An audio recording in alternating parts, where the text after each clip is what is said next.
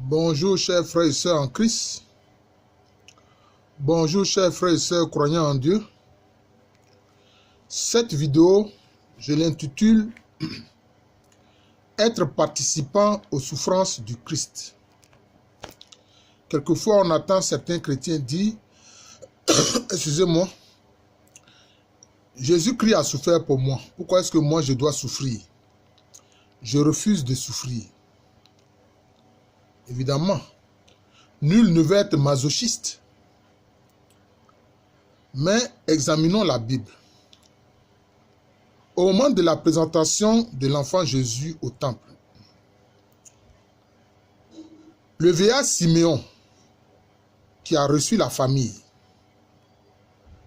Jésus, Marie et Joseph, il a dit cet enfant sera objet de contradiction. Et il s'est adressé à la Vierge Marie en lui disant, toi, une épée te transpercera le cœur. Il a dit à la Vierge Marie qu'une épée te transpercera le cœur. Il ne faut pas oublier cet aspect de cette prophétie-là. Et à quel moment cette épée qui a transpercé le cœur de la Vierge Marie, dont parle le vieillard Siméon, à quel moment cela est arrivé? Mais c'est durant la passion du Seigneur Jésus-Christ. Quand, par exemple, sur le chemin de cette voie douloureuse qui mène à Golgotha, il a rencontré sa mère. Sa mère le suivait et leurs regards se sont croisés. Elle a ressenti toute la souffrance qu'une mère peut ressentir devant le martyre de son enfant. Et puis, quand Jésus a rendu l'esprit sur la croix et que son corps mort est descendu de la croix, mais son corps a été remis à sa mère, la Vierge Marie. Le corps de Jésus mort a reposé dans les bras de la Vierge Marie. Regardez la douleur de cette dame-là. C'est ainsi que s'accomplit la prophétie que le Seigneur a eu à dire de la bouche du vieillard Siméon. Bon, ceux qui disent qu'ils refusent de souffrir, bon, d'accord. On peut arguer que vous ne voulez pas être des masochistes. Mais écoutons maintenant ce que Paul écrit dans l'une de ses lettres. Il a dit, « J'achève dans mon propre corps ce qui peut manquer aux souffrances du Christ. » Chers frères et sœurs, vous entendez? Paul a écrit ça. Ne me demandez pas les références, vous-même allez chercher. Paul a dit, « J'achève dans mon propre corps ce qui peut manquer aux souffrances du Christ. » C'est le deuxième exemple biblique que je prends. Il avait dit aussi à certains chrétiens, il dit, « Mais ne me fatiguez pas. Je porte dans ma chair les marques du Christ Jésus. » Or, les marques du Christ Jésus, là, c'est quoi? Ce sont les marques de sa crucifixion. Il dit, il porte ça dans sa chair. Il porte ça dans son corps. Paul a dit ça. Et puis, dans une vision, qu'est-ce que Paul a vu? Il a vu un démon transpercer pratiquement son cœur, avec une lance.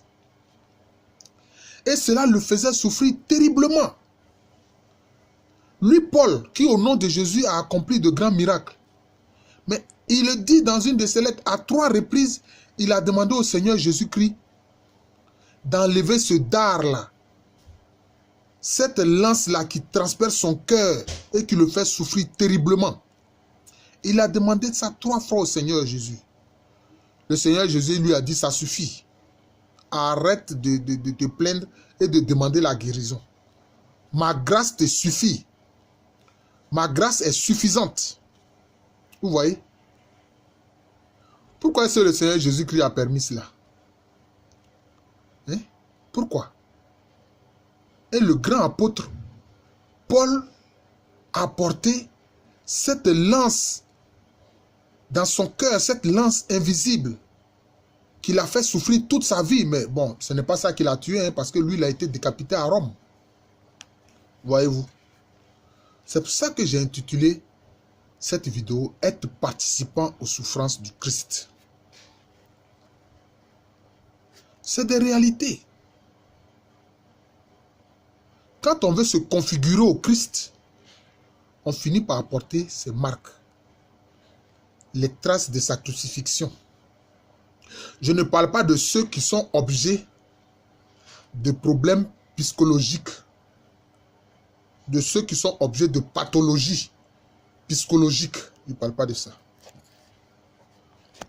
Bon, c'est vrai, nos frères des églises réformées, bon, ne font pas souvent attention à ces choses-là. Mais c'est une réalité spirituelle. Vous voyez? C'est pour ça que l'église catholique parle du magistère. Regardez par exemple Saint François d'Assise, qui d'ailleurs par amour pour le Christ a toujours refusé d'être prêtre. Il était simplement diacre. Mais il a porté sa chair, dans sa chair les stigmates du Seigneur Jésus-Christ. Il avait dans sa chair les stigmates du Seigneur Jésus-Christ. Vous voyez? Donc c'est une réalité spirituelle. Porter dans sa propre chair les marques du Seigneur Jésus-Christ. C'est pour ça que j'ai intitulé cette vidéo-là « Être participant aux souffrances du Christ ».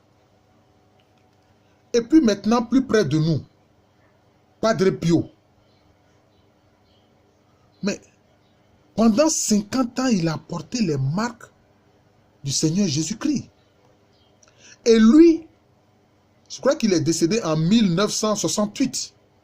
Il a porté ces marques-là pendant 50 ans. Mais les médecins l'ont examiné.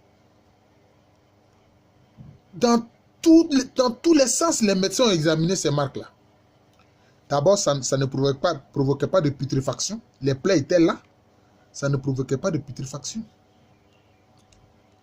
Dans ses mains, dans ses pieds, sur son côté. Et ça saignait. D'ailleurs, quand ça saignait, ça dégageait une odeur bien odorante. Un doux parfum. Si vous ne me croyez pas, vous pouvez aller sur le net pour faire des recherches sur Padre Pio. Voilà. Et donc, quand le chrétien devient participant aux souffrances du Christ, il porte ces marques-là dans sa chair. Ça peut être visible comme ça peut être invisible. On ne sait pas pourquoi est-ce que le Seigneur Jésus-Christ permet cela. Mais je pense que ceux qui portent ces marques, ce sont ceux qui sont allés très loin dans leur amour pour le Seigneur. En fait, leur amour n'est que la réponse à l'amour du Seigneur Jésus-Christ pour eux. Et c'est le Seigneur Jésus-Christ qui, par son Esprit Saint, met cet amour en eux. Parce qu'il est dit dans la parole que le Saint-Esprit a répandu l'amour du Père dans nos cœurs. Voilà. Et c'est là, quand ça arrive, vous savez comment est-ce qu'on appelle ça? On appelle ça la transverbération. Ça s'appelle la transverbération. Là aussi, vous pouvez aller faire vos recherches. Hein. Et à ce niveau, je vous conseillerais un ouvrage très intéressant qui s'appelle « Les pouvoirs mystérieux de la foi ».